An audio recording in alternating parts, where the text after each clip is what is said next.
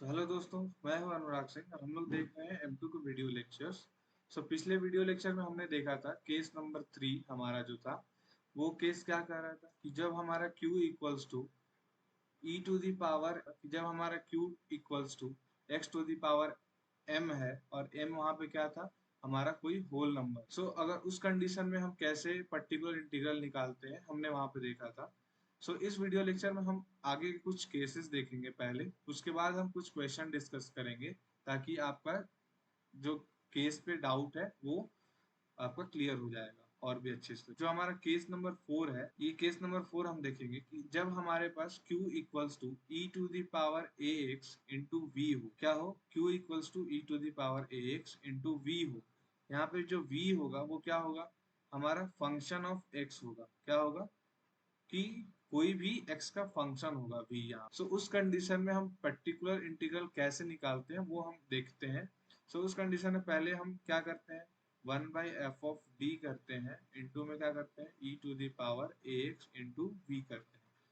ये तो हम हर केस में करते हैं पर्टिकुलर इंटीग्रल निकालने के लिए। इसके बाद हम क्या करेंगे भाई, इसके बाद हम ये करेंगे कि जो हमारा e to the power ax इसके साथ v के साथ मल्टीप्लाइड है उसको हम बाहर निकाल लेंगे। क्या करेंगे, उसको हम बाहर निकाल लेंगे e to the power ax। अब हमारे पास क्या बचा भाई, तो 1/f(d) बचा और इंटू v बचा। तो उसके बाद हमको क्या करना है कि 1/f(d) की जगह पे हमको क्या पुट करना है, d प्लस a पुट करना है। इंटू में क्या होगा, जो v होगा वो v लिखना है। अब हमारा ये जो यहाँ पे d प्लस ए, तो a क्या होगा भाई, तो जो e to the power ax यहाँ पे है वही पे क्या होगा, वो यहाँ पे d की जगह पे हमको d प्लस ए पुट करना है। उसके बाद उसको सॉल्व करना है, हमारा आसानी से सॉल्व हो जाए। अब हम एक और केस देख लेते हैं, उसके बाद हम एक क्वेश्चन करेंगे ताकि आपका डाउट अच्छा से क्लियर हो जाए। राइट, केस नंबर 5 है। केस नंबर 5 हमारा क्या कहता है कि अगर इसी से मिलता जुलता है कि अगर Q equals to X into V हो।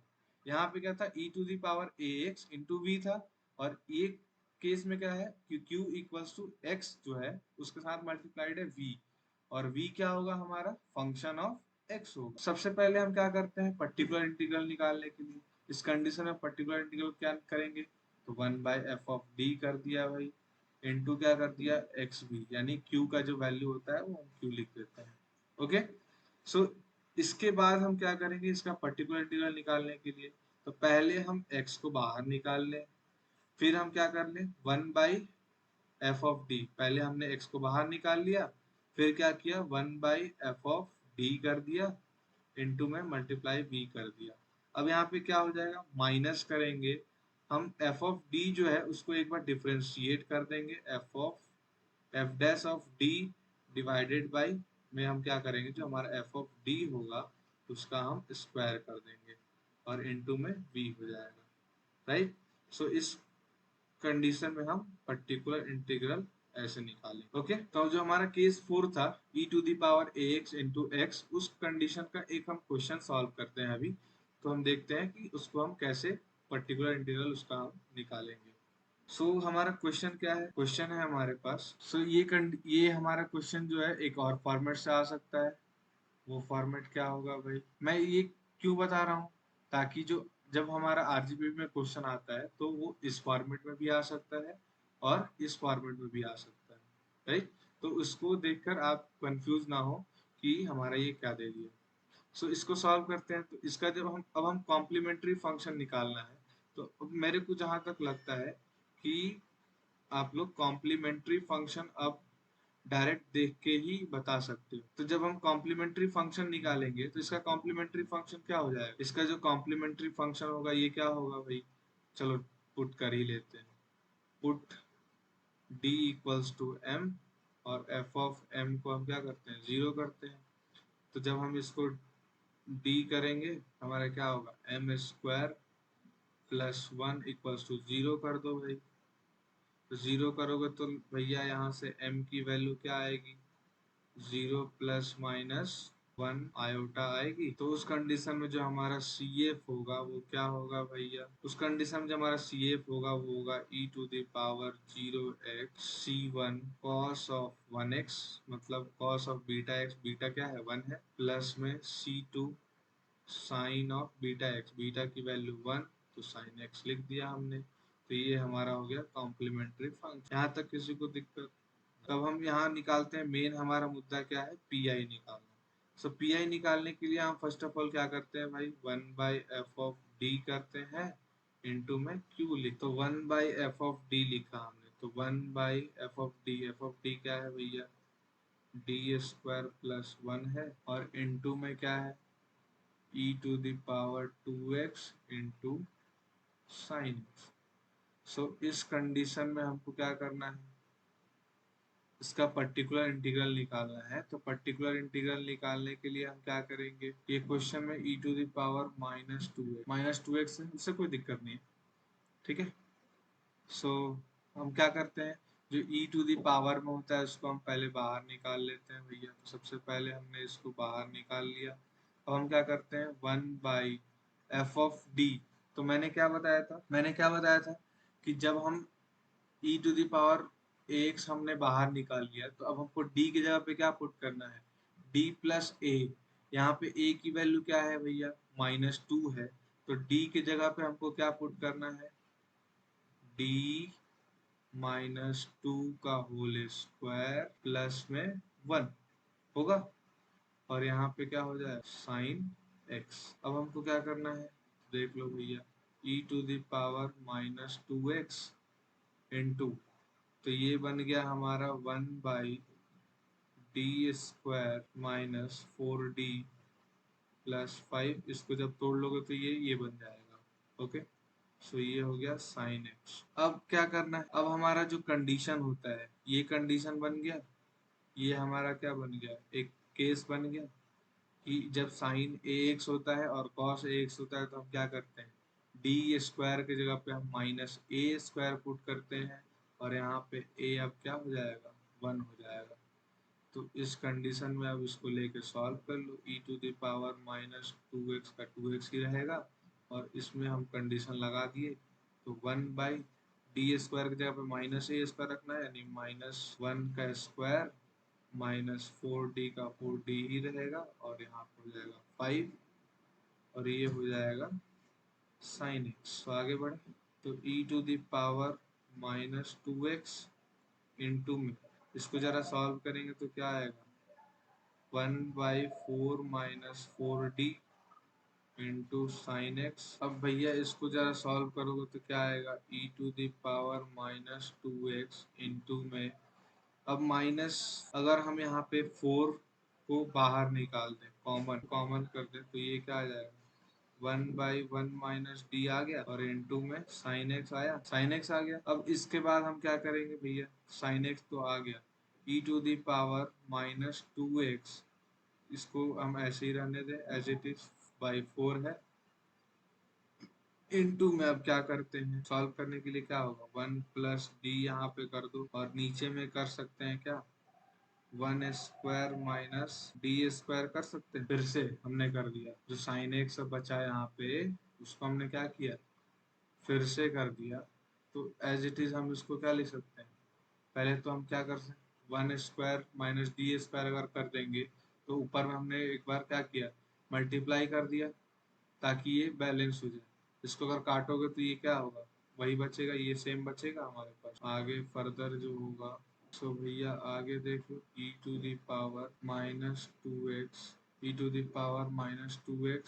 डिवाइडेड बाई ये d² हुआ, ठीक है। तो d² की जगह पे हम क्या करते हैं, d² की जगह पे हम पुट करते हैं, ये हो गया हमारा 1 प्लस में d साइन एक्स हो गया, डिवाइड में हम क्या करते हैं, d² की जगह पे फिर से अगर हम -1 पुट करें, तो ये पे क्या आ जाएगा, 1 का 1 रहेगा माइनस, और यहाँ पे हो जाएगा -1 का स्क्वायर, क्या होगा, -1 ही होगा।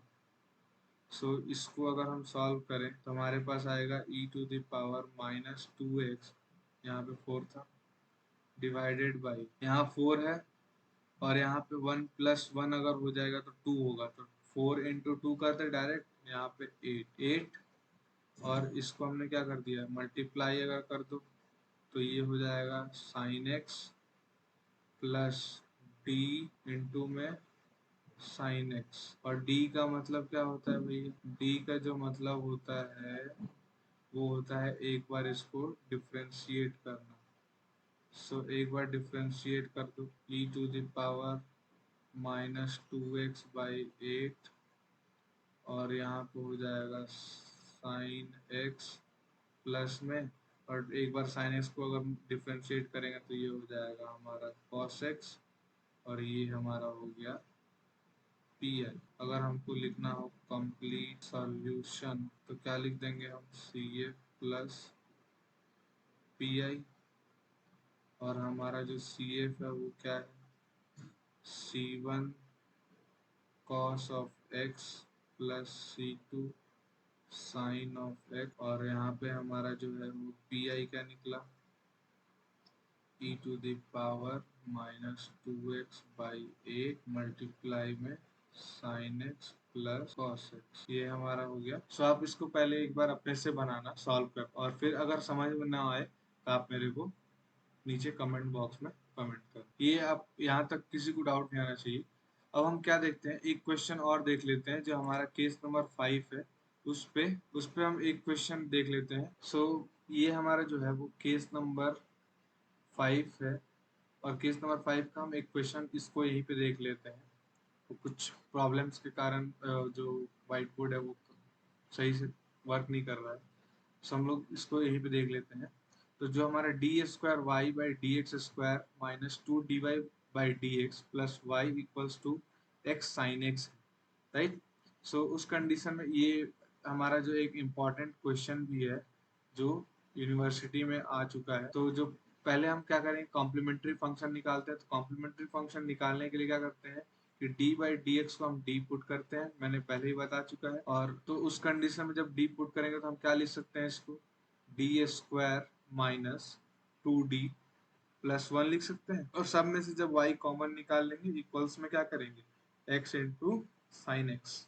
ओके, सो अब क्या करेंगे, जब हम करेंगे put d equals to m कर दें और f ऑफ m को 0 कर दें। जब हम d equals to m put करेंगे तो हमारा क्या होगा, m स्क्वायर होगा माइनस 2m होगा प्लस 1 होगा। m square minus 2m plus 1 जो है अगर 0 से इक्वेट कर देंगे तो इस कंडीशन में हमारा m का वैल्यू क्या आएगा, 1 आएगा और 1 आएगा। मतलब ये क्या, कौन सा केस हो जाएगा, जो रियल होगा एंड रिपीटेड होगा। ठीक है, तो रियल एंड रिपीटेड में हम कॉम्प्लीमेंट्री फंक्शन का ये लगाते हैं फॉर्मूला केस। सो कॉम्प्लीमेंट्री फंक्शन क्या हो जाएगा, c1 प्लस प्लस में क्या होगा c2 इंटू एक्स। ओके, और इंटू में क्या होगा e to the power ax मतलब e to the power 1x। मतलब इसको हम cf अगर हम लिखना चाहें तो क्या लिखेंगे, c1 plus c2 into X और मल्टीप्लाइड में e to the power 1x। मतलब ये हो गया हमारा cf। सो अब हम देखते हैं कि pi कैसे निकालते हैं। pi निकालने के लिए हम क्या करते हैं, सबसे पहले तो 1/f ऑफ d करते हैं भाई, और इंटू में q। तो 1/d मतलब f ऑफ d मतलब 1/d square minus 2d plus 1 लिख दिया। तो 1/f of d into q का मतलब क्या होगा, 1/d square minus 2d plus 1 और इंटू में x इंटू v लिखना होता है। मतलब x तो है, v में क्या है साइन x, जो क्या है हमारा फंक्शन ऑफ x है। Okay, so using case number 5, सो हमने क्या किया था कि पहले x को बाहर निकाल लिया, उसके बाद क्या किया 1/f ऑफ d लिख लिया, और उसके बाद हम क्या कर लिए साइन ऑफ 1v लिख लिया हमने। माइनस माइनस में हमने क्या बोला था कि जो f ऑफ d है उसका एक बार डिफ्रेंशिएट करना है। तो माइनस में हम इसका जब डिफ्रेंशिएशन करेंगे तो क्या आएगा, डी स्क्वायर का 2d और 2d का क्या आएगा 2। तो 2d माइनस 2 इसका डिफ्रेंशिएशन हो गया, और नीचे में मैंने क्या बोला था कि f ऑफ d का क्या करना है, होल स्क्वायर करना है। तो होल स्क्वायर यहाँ पे कर दिया और मल्टीप्लाई में साइन 1x हो गया। अब हमको क्या करते हैं, जो हमारा केस कहता है, याद करो previous case, case number 2। Case number 2 कहता है कि अगर हमारे पास q equals to sine ax हो या कॉस ax हो तो उस कंडीशन में हम क्या करते हैं, डी स्क्वायर को माइनस ए स्क्वायर पुट करते हैं तो जहां जहां पे डी स्क्वायर है वहां वहां पे हम -1 स्क्वायर मतलब -1 पुट कर देंगे। सो -1 पुट करो, तो जब -1 पुट करेंगे तो क्या आएगा, x इंटू 1/d² की जगह पे -1 पुट किया, -2d प्लस 1, -1 प्लस 1 खत्म, बच गया हमारे यहाँ पे 1/-2d, और यहाँ से क्या बचा, तो यहाँ से बचा 2 इंटू 2 को कॉमन निकाल लिया, d-1 बचा, और यहाँ पे d² की जगह पे हमने क्या पुट किया, -1 -2d और प्लस में 1, तो -1 और प्लस 1 खत्म। यहाँ भी क्या बचा नीचे, 2d बचा, 2d का स्क्वायर, तो यहाँ पे क्या बचा 2d का स्क्वायर, तो यहाँ पे जब बचा हमारा -x/2 into 1/d into sine x, और माइनस में यहाँ पे क्या बचा, 2 ऊपर बचा था, d-1 भी ऊपर बचा था, और नीचे में क्या बचा था 2d का होल स्क्वायर मतलब 4d square into sine x. सब देख लेते हैं, हमारा हमने क्या बताया था कि जब भी जहां भी हमारा 1/d मिले उसके जगह पे हमको क्या करना है, इंटीग्रेशन ऑफ dx करना होता है। तो जब 1/d इंटू साइन एक्स है तो साइन एक्स का हम इंटीग्रेशन करेंगे, तो यहाँ लिख दिया integration of sine x, minus 2 से 2 को काट दिया तो भैया क्या बचा यहाँ पे, -1/2 बचा, और d-1 नीचे बचा, और फिर से हमने क्या कर दिया, एक बार और फर्दर d² की जगह पे -a² पुट कर दिया, तो -a² का मतलब -1 रख दिया यहाँ पे, इंटू साइन एक्स हो गया। ओके, सो यहाँ पे क्या हो गया, अब x/2 को x/2 रख दिया, और साइन एक्स का जो इंटीग्रेशन क्या होता है, माइनस कॉस एक्स, तो जब यहाँ पे हम माइनस कॉस एक्स आया हमारा इंटीग्रेशन, तो माइनस यहाँ वाला और माइनस यहाँ वाला मिलके क्या हो गया, प्लस हो गया, तो x/2 into cos x plus, plus क्यों हुआ भाई, तो यहाँ भी माइनस था और यहाँ भी माइनस है, तो माइनस माइनस मिलके यहाँ पे हो गया प्लस, और यहाँ पे क्या होगा 1/2 का 1/2, और d-1 है तो d-1 के जगह पे हम क्या लिख सकते हैं, d को मल्टीप्लाई कर दो भैया साइन एक्स से एक बार, और माइनस में कर दो 1 से, मतलब साइन एक्स हो गया। तो जब d को साइन एक्स से मल्टीप्लाई किया तो d का मतलब मैंने बताया था कि d/dx होता है, मतलब एक बार डिफ्रेंशिएट कर दो, तो साइन एक्स का डिफ्रेंशिएशन होता है हमारा कॉस एक्स और माइनस साइन एक्स, तो वही हमारा ये हो गया। तो ये हमारा निकल गया पी, और कंप्लीट सॉल्यूशन निकालने के लिए हम CF प्लस पी करते हैं, CF हमारा ये निकला था और पी हमारा ये निकला था, दैट इज आवर आंसर। तो यहाँ तक किसी को डाउट नहीं होना चाहिए, इजी क्वेश्चन था, बस आपको देखना है कि कहाँ पे कौन सा केस यूज करना है, और वो अगर केस आपको याद है तो क्वेश्चन बनाने में 5 मिनट भी नहीं लगेगा। ओके, सो इस कंडीशन में हमने 2 केस देखा और दोनों केसेस पे एक एक क्वेश्चन देख लिया, ताकि हमारा जो डाउट होगा वो क्लियर हो। अगर आपको कहीं भी थोड़ा सा भी डाउट हो रहा हो तो नीचे कमेंट बॉक्स में आप कमेंट करें, ताकि मैं आपका डाउट को क्लियर कर सकूं। सो आज के इस वीडियो लेक्चर में बस इतना ही। अगर आपको ये वीडियो अच्छा लगा हो तो प्लीज लाइक एंड सब्सक्राइब करें और अपने दोस्तों में शेयर करें। Thank you.